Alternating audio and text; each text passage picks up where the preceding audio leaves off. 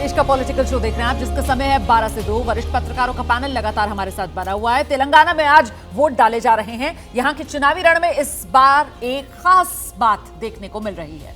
असदुद्दीन ओवैसी और कांग्रेस के बीच जबरदस्त आर पार देखने को मिल रही है। वोटिंग वाले दिन भी असदुद्दीन ओवैसी कांग्रेस पर हमला करने से नहीं चूके हैं। आखिर तेलंगाना में मुस्लिम वोट कितना बड़ा फैक्टर, इस पर बात करेंगे, लेकिन पहले सुनाते हैं आपको असदुद्दीन ओवैसी ने आज वोटिंग वाले दिन कैसे निशाने पर कांग्रेस को लिया। हैदराबाद के सांसद और एमआईएम प्रमुख असदुद्दीन ओवैसी हैं। उन्होंने अपना मतदान किया है। सर, आपने मतदान तो कर लिया। अगर हम हैदराबाद की बात करें, ख़ास तौर पे हैदराबाद पार्लियामेंट्री कॉन्स्टिट्यूंसी के, पिछली बार मलकपेट और नामपल्ली करीब 45% वोट हुआ था, पूरे तेलंगाना में करीब 70%। कितना इम्पोर्टेंट है लोगों का वोट करना? नहीं, देखिए, ये जो जनरली बड़ी अफसोसनाक बात है कि जितने हमारे अर्बन सिटीज़ हैं, शहर हैं, शहरी इलाके हैं, वहाँ पर वोटर में बड़े ही एक्साइटमेंट नहीं होता वोट डालने के लिए। और फिर जब कभी भी बारिश होती है या कुछ होता है तो जो वोट नहीं डालते सबसे ज़्यादा चीज़ तो वही मारते हैं, और जो वोट डालता है वो तो फ़ोन करता है अपने एमएलए को, एमपी को, कॉर्पोरेटर को, वो फ़ौरन चला जाता है, काम करता है।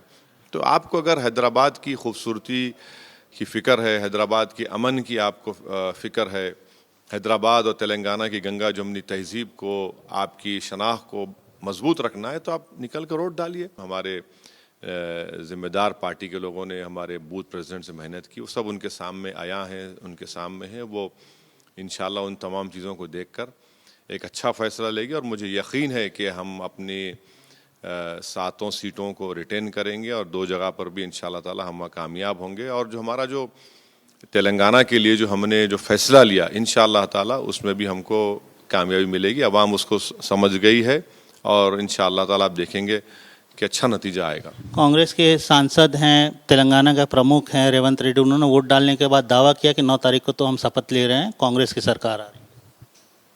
अब वो बोलते रहते हैं ना, उनको तो बोलना ही पड़ेगा, कुछ ना कुछ तो बोलना पड़ेगा।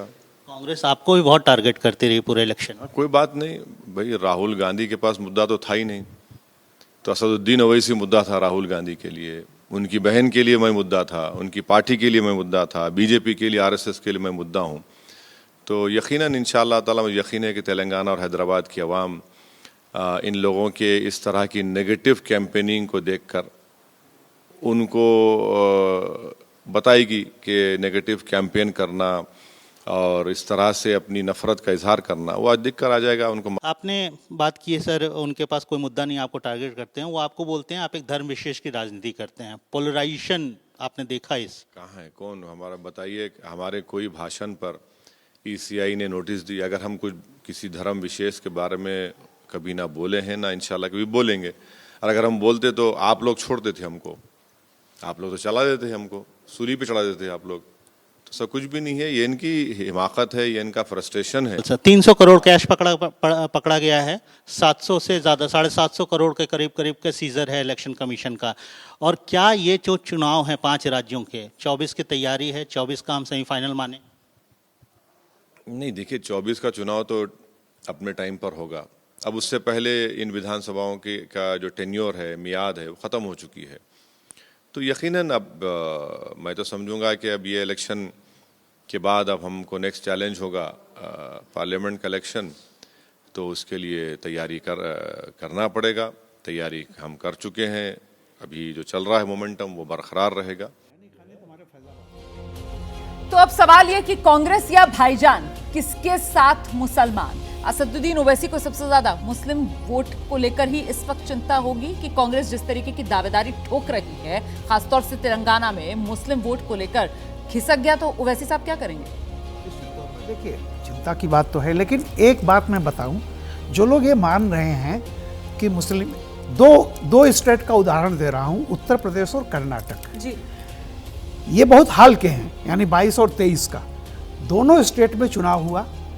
उत्तर प्रदेश में भी माइनॉरिटी एकजुट होकर के उसने समाजवादी पार्टी को वोट दिया, लेकिन सफलता वहाँ नहीं मिली। कर्नाटक में दिया, सफलता मिल गई।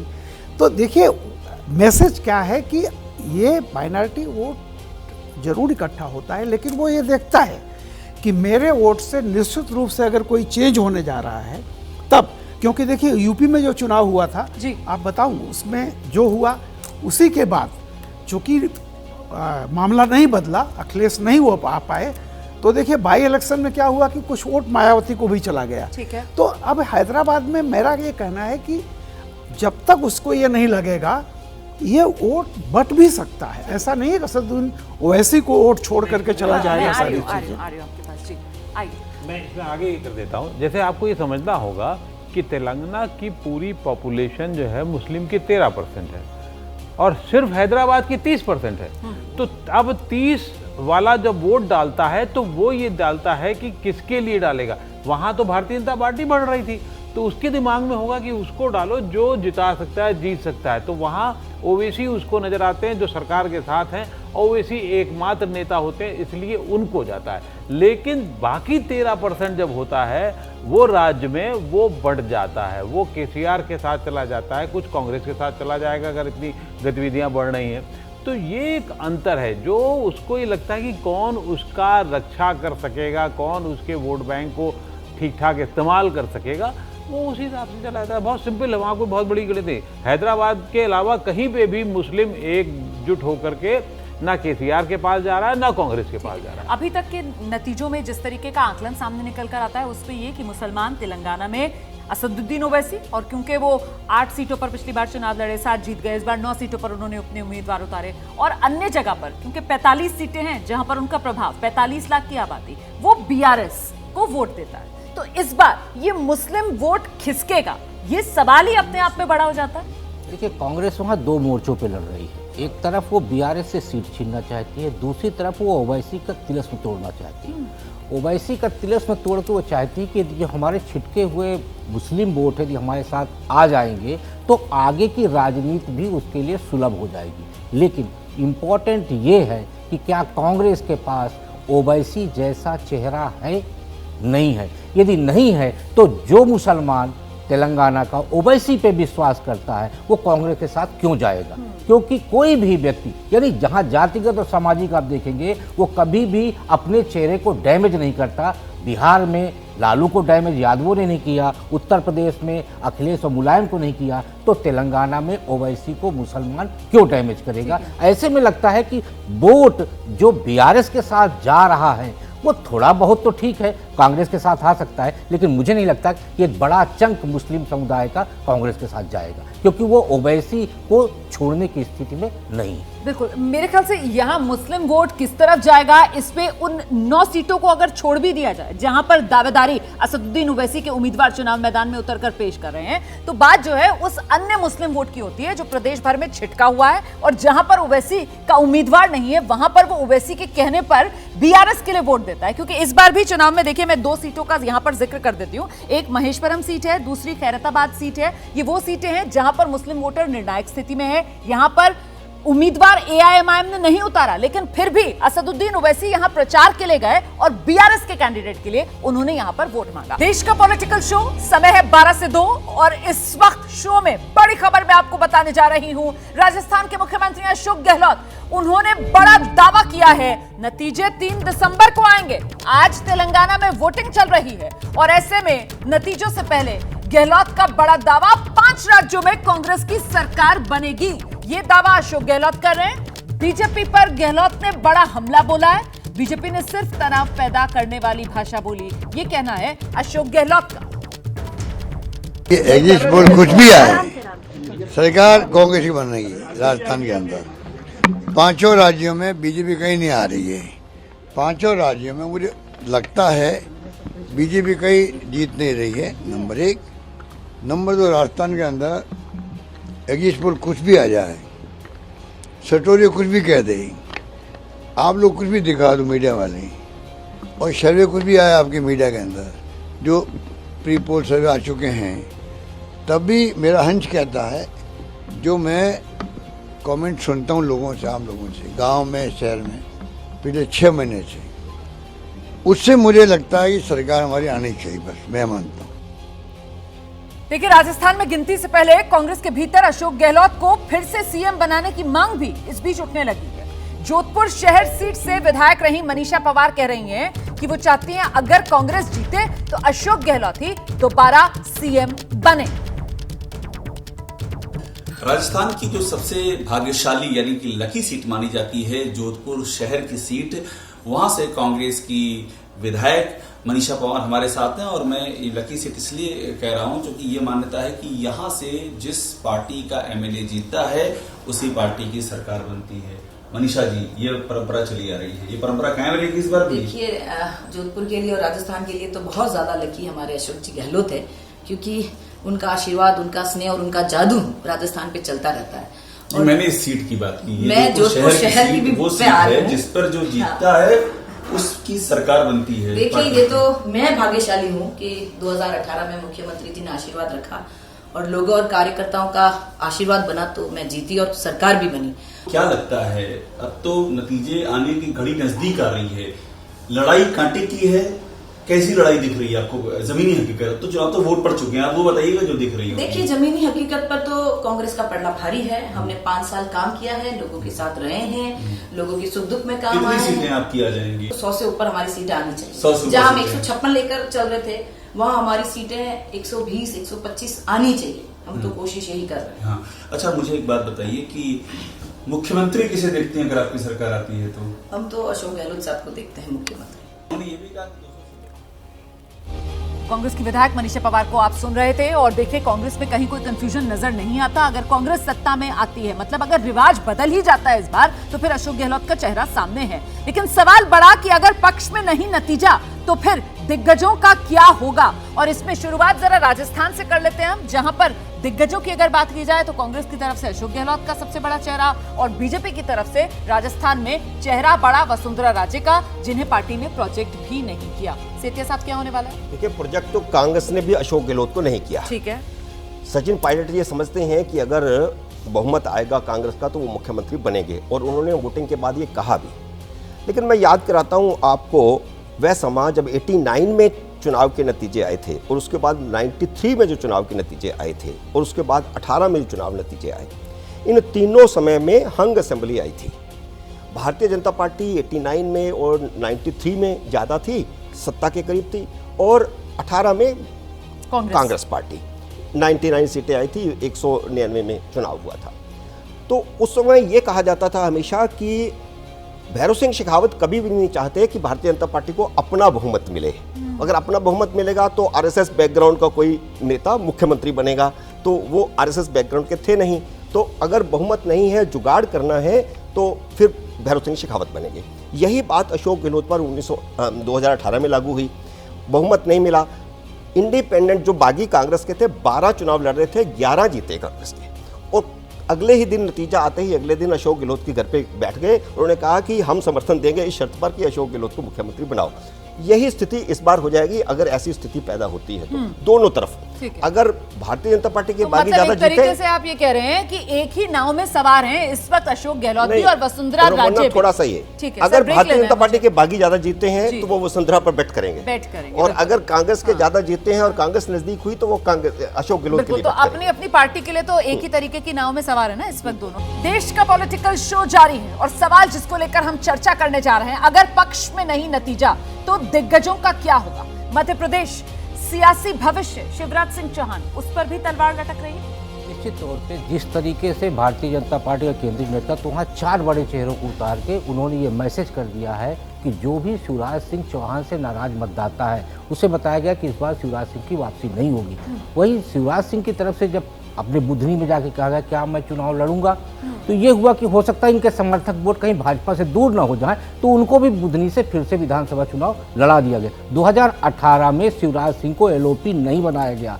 2018 चुनाव हारने के बाद जन आशीर्वाद रैली निकालने के लिए उन्होंने परमिशन मांगी और केंद्रीय नेतृत्व ने इनको नहीं दिया। 2020 में इनको इसलिए मुख्यमंत्री बनाया गया क्योंकि ज्योतिरादित्य सिंधिया का यही दबाव था कि मुख्यमंत्री शिवराज जी बनेंगे, लेकिन वो पिछले 3 साल में शिवराज सिंह चौहान का वहाँ पे कहीं ना कहीं एक निगेटिव अप्रोच तैयार हुआ। इसलिए भारतीय जनता पार्टी को सत्ता में बनाए रखने के लिए दोनों विकल्प लेकर केंद्रीय नेतृत्व चल रहा है कि नया चेहरा आएगा, नए चेहरे में 4 चेहरे हैं और पुराने चेहरों में शिवराज सिंह चौहान है। तो एक बड़ा व्यवस्थित रणनीति के तहत वहाँ पे पूरी सियासी बिसात भारतीय जनता पार्टी की तरफ से बिछाई गई।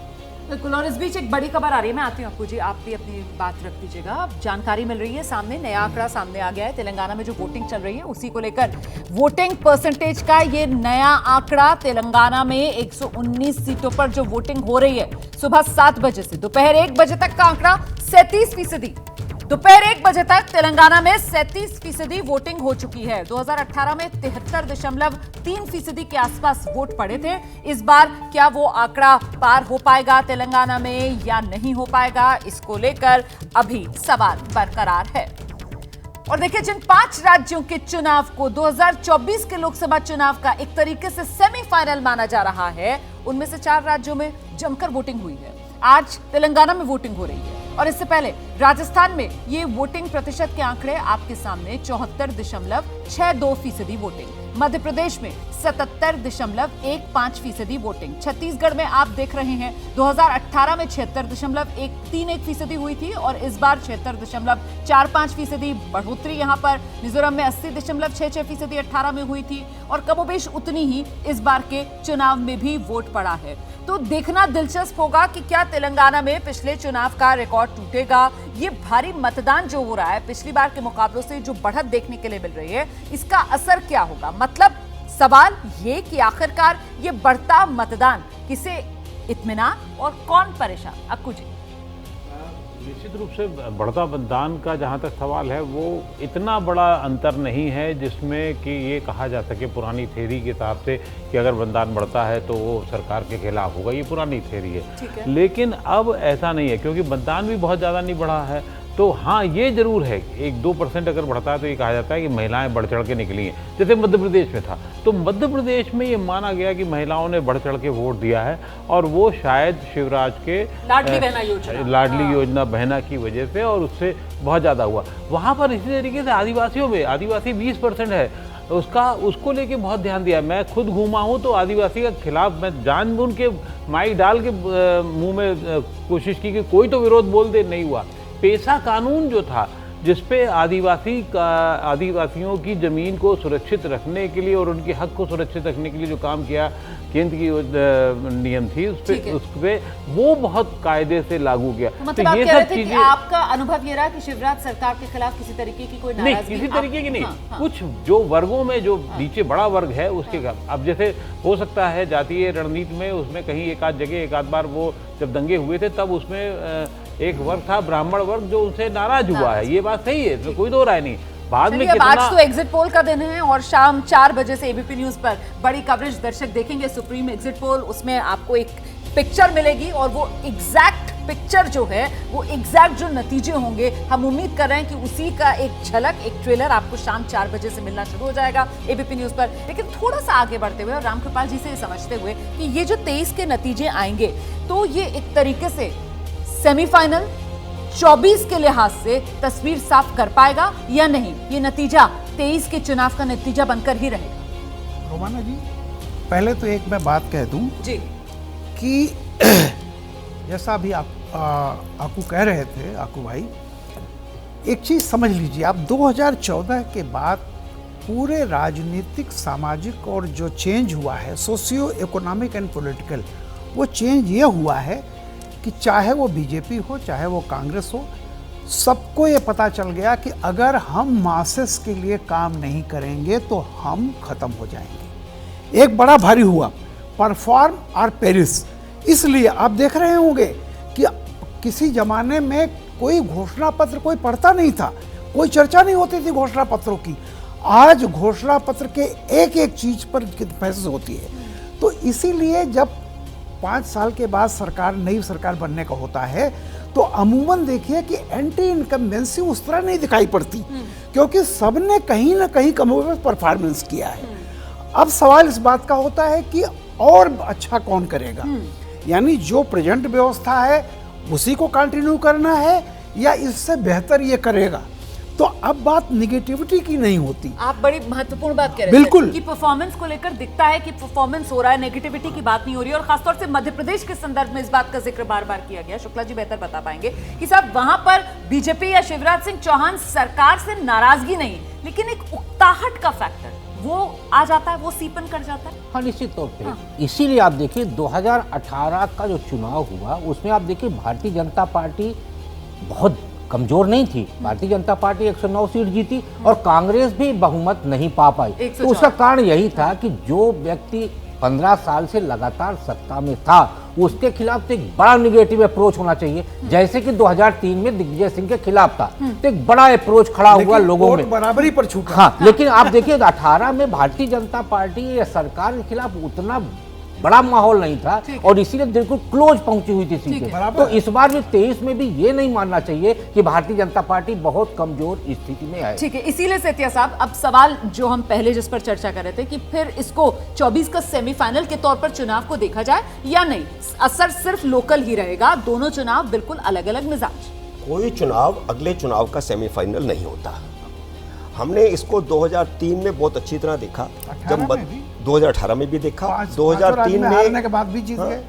2003 में तीनों बड़े राज्यों में मध्य प्रदेश, छत्तीसगढ़, राजस्थान में भारतीय जनता पार्टी जीती और भारतीय जनता पार्टी ने सोचा कि माहौल हमारे पक्ष में है, कुछ महीने पहले चुनाव भी करवा दिया, लेकिन उल्टा हो गया। का ज्यादा दिया शब्द है सेमीफाइनल, फाइनल, इसका कोई बहुत अर्थ नहीं मतलब होता नहीं है। अब देखिए 2018 में क्या हुआ, 2018 में तीनों राज्यों में कांग्रेस जीती, लेकिन जब लोकसभा के चुनाव हुए तो सिर्फ 3 सीटें इन तीनों राज्यों में बीजेपी हारी, 2 छत्तीसगढ़ में, 1 मध्य प्रदेश में, बाकी सारी की सारी सुपड़ा साफ कांग्रेस का हो गया। तो कोई चुनाव अगले चुनाव का सेमीफाइनल नहीं होता है। लेकिन वहीं 13 भी देख लीजिए, 13 में राजस्थान हो, मध्य प्रदेश हो, छत्तीसगढ़ हो, बीजेपी जीती थी और फिर 14 में बीजेपी धमाकेदार अंदाज में जीती। तो मतलब कहीं ना कहीं जोड़कर देखा जा सकता है उसको। देश का पॉलिटिकल शो देख रहे हैं आप, जिसका समय है 12 से 2। एक तरफ तेलंगाना में वोटिंग चल रही है और इस बीच 2023 के चुनाव में तेलंगाना में वोटिंग के साथ साथ 24 के नैरेटिव को सेट करने की भी कोशिश शुरू हो चुकी है। 2024 की चुनाव की लाइन लेंथ सेट हो रही है। 24 के चुनाव से पहले नागरिकता संशोधन कानून की गूंज फिर से सुनाई दे रही है। केंद्रीय गृह मंत्री हैं अमित शाह पश्चिम बंगाल में CAA का जिक्र कर दिया उन्होंने। तो क्या 24 का एजेंडा सेट किया जा रहा है? इसी पर बात करेंगे, लेकिन पहले जरा सुन लीजिए अमित शाह ने कहा क्या कोलकाता के धर्मतला। इसीलिए ममता बनर्जी CAA का विरोध कर रही है, CAA कर नहीं दे। मगर मैं आज इस सभा में कहकर जाता हूं, ममता दीदी, CAA देश का कानून है, इसको कोई रोक नहीं सकता और हम CAA को लागू कर रहेंगे। तो जिस तरीके से ये बयान दिया गया है गृहमंत्री अमित शाह की तरफ से, इसके बाद सवाल बड़ा हो जाता है CAA की बात, मतलब ये 24 की बिसात है सेतिया साहब? देखिए 2000 आज करीब 2 साल हो चुके हैं इस कानून को पास हुए जी। सरकार ने नियम नहीं बनाए थे, तो मुझे ऐसा लगता है कि इस नियमों को जानबूझ के लोकसभा चुनावों के नज़दीक तक उसको लटका करके लेके गए और चुनावों से ठीक पहले इसको नोटिफाई करके लागू कर दिया जाएगा, क्योंकि भारतीय जनता पार्टी ये लाइन लेकर के चल रही है कि क्योंकि मुसलमानों ने इसको अपना मुद्दा बना लिया था, जबकि मुसलमानों का मुद्दा था ही नहीं। तो अगर CAA लेकर आएंगे तो निश्चित रूप से ध्रुवीकरण बढ़ेगा और ध्रुवीकरण बढ़ेगा तो उसको भाजपा का फायदा होगा। इसलिए ये रखा गया है जानबूझ करके चुनावों के नजदीक इसको लागू किया जाएगा। लेकिन इससे नुकसान होगा क्यों रामकृपाल जी? क्योंकि जो बात अभी सेतिया साहब कह रहे थे ना कि इसका देश के नागरिकों से कोई लेना देना नहीं है। ये कानून वो है कि दूसरे देशों के जो नागरिक है उनको नागरिकता भारत में मिल जाए, उसकी सहूलियत के लिए कानून बनाया जा रहा है। पर हमारे देश में सियासत इसी के इर्द गिर्द गरमा रही है। बिल्कुल रोमाना जी, जैसे कल हम लोग डिस्कस कर रहे थे, देखिए ये पहली बात तो यह है कि जो कानून बन चुका है, जो संसद से पास हो चुका है, उसको इम्प्लीमेंट करने की बात है। तो मान लेना चाहिए कि वो तो देर सवेर आएगा। हाँ जी। अब ये चूंकि क्यों इतना लेट हुआ, पहले तो जैसे मोदी जी ने कहा था कि चूंकि कोविड आ गया, और सही बात है कि 2 साल तो पूरा ये वक्त उसमें चला गया। तो ये अच्छा, दूसरा क्या है कि इसमें वो माइनॉरिटी के लोग जो किसी मेजॉरिटी मुल्क में जो हमारे पड़ोस में हैं, जो प्रोसिक्यूटेड मतलब किसी तरह से जिन पर धर्म के आधार पर सताए गए हैं, उनको देने की बात है। और देखिए बाहर से नहीं आएंगे, बहुत सारे लोग हमारे देश में ऑलरेडी रह रहे हैं। ठीक है। जैसे बंगाल में एक बहुत बड़ा है जिसको प्रॉमिस किया गया था, तो अगर इस पर इम्प्लीमेंट होता है तो ये इसमें उनकी कोई नागरिकता का रास्ता आसान हो हाँ, जाएगा, वो आसान हो सुविधाजनक जाएगा। हो जाएगा। लेकिन सवाल मेरा वही कि 24 की सियासी बिसात, ये सियासी मुद्दा इस रूप में, और वो भी कहीं ना कहीं ध्रुवीकरण को जोर देता हुआ, वो कैसे बन रहा है? देखिए 2-3 चीज़ें हैं। नरेंद्र मोदी हमेशा एजेंडा तय करके चलते हैं, और अभी तक के जो भी चुनाव देखिए, एजेंडा उन्हीं के एजेंडे पे विपक्ष आगे खड़ा होता है और चुनाव लड़ता है। सीए का जहाँ तक मुद्दा है, तो आप देखिए भारत के अंदर रोहिंग्या और बांग्लादेशी एक बड़ा मुद्दा है। यदि ये मामला आएगा तो वो ये बताएंगे कि हम घुसपैठियों को बाहर निकालेंगे, और जो पाकिस्तान में सताए हुए हिंदू हैं हम उनको यहाँ नागरिकता देंगे। तो मसला ये है कि जो दूसरे देशों के सताए हुए हिंदू हैं उनको भारत नागरिकता देगा, ना कि बांग्लादेशी और रोहिंग्यों को। तो इसलिए ये सीए का जो मुद्दा है वो भारतीय जनता पार्टी के लिए बहुत मुफीद होगा, और विपक्ष इस पे कितना विरोध के लिए आगे बढ़ पाएगा और कितना समर्थन के लिए बढ़ पाएगा, ये मुश्किल उसके सामने खड़ी करेगी बात। तो मतलब जो बात शुक्ला जी कह रहे हैं कि साहब सीए की बात होगी, मतलब हिंदू हित की बात की जाएगी, और जब हिंदू हित की बात होगी समग्रता में, तो फिर तो सीधे सीधे वो जाति वाला जो हथियार है विपक्ष का, उसकी भी काट हो जाएगी ना। देखिए ऐसा है ना, हिंदू हित की बात वो डायरेक्टली नहीं होगी, लेकिन वो कुल मिलाकर सटल मैसेजिंग तो होगी। हाँ, मैसेजिंग उसकी होगी, और वो हो गई। 4 साल तक अगर वो कानून 19 में दिसंबर तक में खत्म पूरी पारित हो गया था, आज 23 आ गई है, और 23 में 4 साल के बाद भी अब वो लग रहा है सही वक्त है उठाने की बात है, क्योंकि बंगाल है, और बंगाल से ही सबसे ज़्यादा रोहिंग्या विरोध जहाँ हो रहा है वो वही जगह है, बंगाल की धरती है। बंगाल की बाकी और कहीं से बहुत ज़्यादा विरोध नहीं है सीए का, तो वो वहाँ मुद्दा उठाया ही इसीलिए गया है।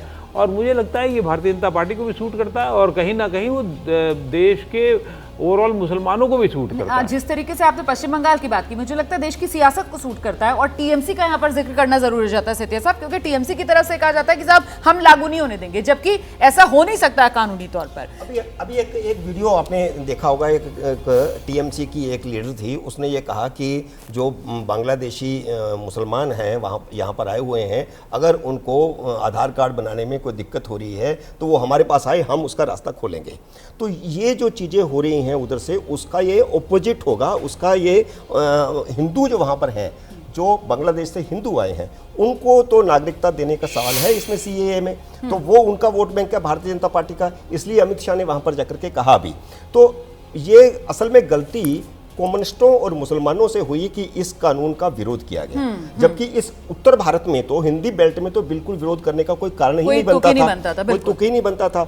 जैसा कि अक्कू जी ने कहा कि ये सिर्फ बंगाल का मामला है, बंगाल में क्योंकि मुसलमान भी आया है, हिंदू भी आया है, और ये मामला एक बार फिर से शुक्ला जी गर्मा भी बंगाल में ही रहा है। और नहीं भूलना चाहिए हमें कि बंगाल जो है वो सियासी तौर पर देश का तीसरा बड़ा राज्य है, क्योंकि सबसे ज्यादा लोकसभा की सीटें उत्तर प्रदेश, फिर महाराष्ट्र, और तीसरे नंबर पर बंगाल आ जाता है। तो ऐसे में बंगाल 24 का आर पार और सीए का मुद्दा इसी पर होता हुआ नजर आ रहा है, दोनों को सूट कर रहा है। हाँ। बंगाल में और असम में आप देखिए सबसे ज्यादा जो गर्माहट है 2 जगह है। हेमंत बिस्वा शर्मा असम में इसको गर्म करके चल रहे, ठंडा नहीं होने दे रहे वो। उसी तरह से बंगाल में ममता बनर्जी को भी ये सूट करता है, क्योंकि यदि ये इशू जाएगा, वो कहेंगे हम लागू करेंगे, वो कहेंगे हम लागू नहीं करेंगे, उससे पोलराइजेशन होगा। ममता भी चाहती है कि मुस्लिम वोट हमारे पास से कांग्रेस और कम्युनिस्टों तक नहीं जाने पाए, तो मतलब इसलिए उनको बिल्कुल इतना अब बिल्कुल मुझे ब्रेक लेना है, मुझे ब्रेक लेना है। इतना हम लोग यहाँ पर जरूर कह सकते हैं कि 24 चुनाव की डगर पश्चिम बंगाल में कम से कम सीएए पर इतना जरूर अभी से नजर आ रहा है।